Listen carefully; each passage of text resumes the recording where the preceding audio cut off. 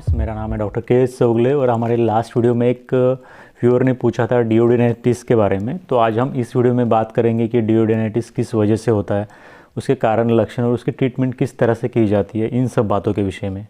Human body में small intestine का जो शुरुआत का पार्ट होता है उसको डिओडिनम से बोलते हैं, और डिओडिनम के अंदर जो इन्फ्लेमेशन बन जाता है, उसके म्यूकस मेम्ब्रेन में जो इन्फ्लेमेशन बन जाता है, उस कंडीशन को, उस पर्टिकुलर कंडीशन को डिओडिनाइटिस ऐसे बोलते हैं। सबसे पहले बात करेंगे कि डिओडिनाइटिस किस वजह से हो सकता है।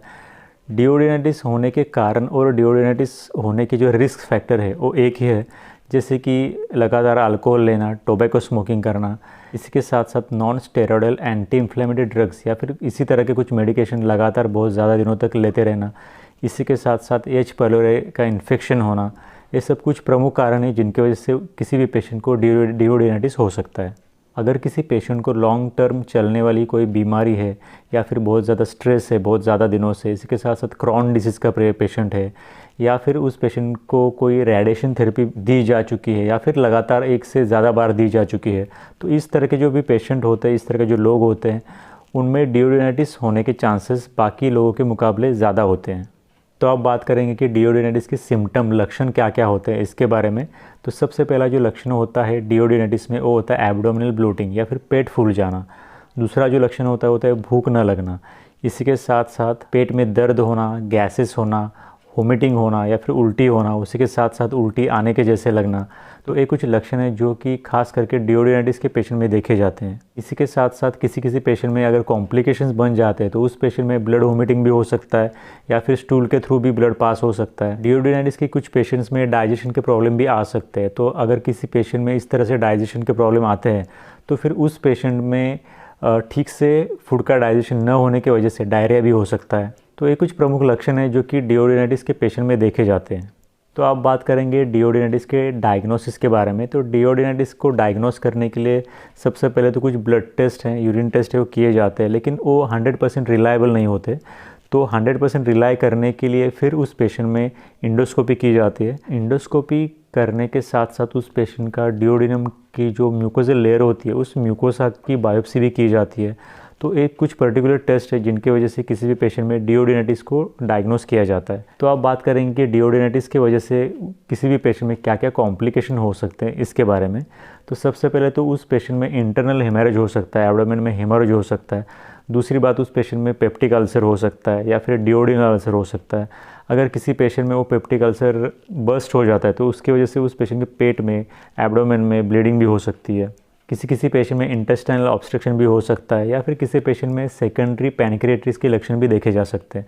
तो ये कुछ कॉम्प्लिकेशंस है जो कि किसी भी पेशेंट में लॉन्ग टर्म अगर डिओडिनाइटिस है और उसको ठीक से ट्रीट नहीं किया गया है या फिर पेशेंट ठीक तरह से अपने मेडिकेशंस का और डूज और डोंट्स का ठीक से पालन नहीं करता है, तो उस पेशेंट में आगे जा कर के इस तरह के कॉम्प्लिकेशन हो सकते हैं। तो अब हम बात करेंगे कि डिओडिनाइटिस की ट्रीटमेंट किस तरह से की जाती है इसके विषय में।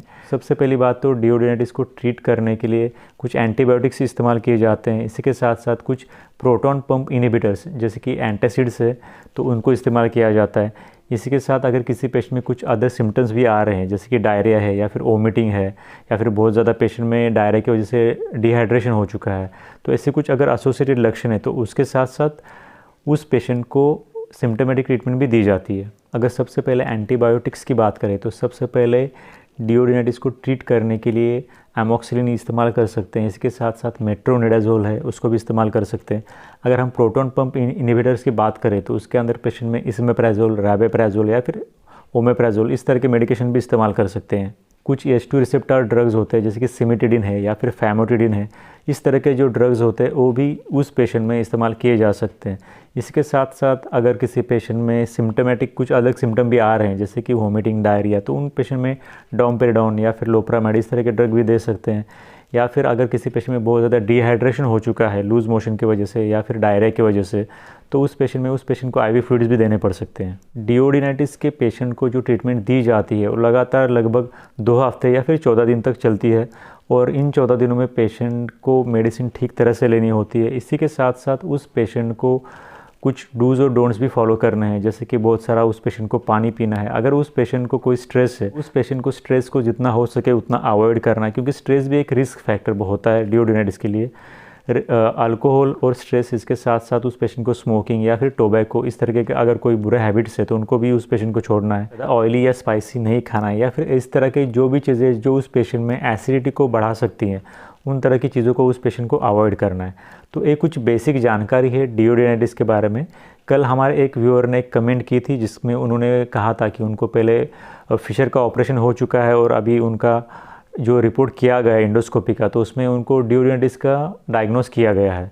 तो इसीलिए मैंने आज डिओडेनाइटिस का टॉपिक लिया है और इसके आगे मैं कोशिश करूंगा कि आप जिस भी बीमारी के या फिर डिसीज़ के बारे में कमेंट करेंगे तो उस कमेंट के हिसाब से उस पर्टिकुलर डिसीज़ के बारे में जानकारी देने की मैं वीडियो के थ्रू कोशिश करूंगा। इसके बाद इसके पिछले एक वीडियो जो कि मैंने डायवर्टिकुलिटिस पे भी बनाया था, उसमें बहुत से पेशेंट ने बहुत से कमेंट भी किए हैं। उसमें से एक पेशेंट ने मुझे 2 दिन पहले या 2-4 दिन पहले कुछ कमेंट किया था कि फ़ीस कितनी होती है ट्रीटमेंट की। तो देखिए, तो मैं फ़ीस के बारे में भी एक बात बताना चाहूँगा कि अलग अलग डॉक्टर्स की अलग अलग फ़ीस होती है।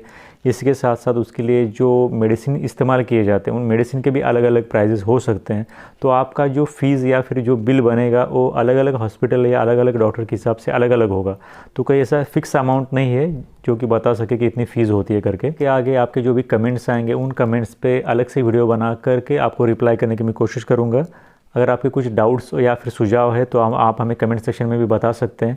आपके डाउट्स के अनुसार या फिर आपके कमेंट्स के अनुसार वीडियो बनाने की कोशिश की जाएगी। अगर दी गई जानकारी आपको अच्छी लगी है या समझ में आई है तो आप इस वीडियो को लाइक कर सकते हैं। लाइक और चैनल को अगर अब तक सब्सक्राइब नहीं किया है तो सब्सक्राइब भी ज़रूर करें। और इस वीडियो को अंत तक देखने के लिए आप सभी का धन्यवाद।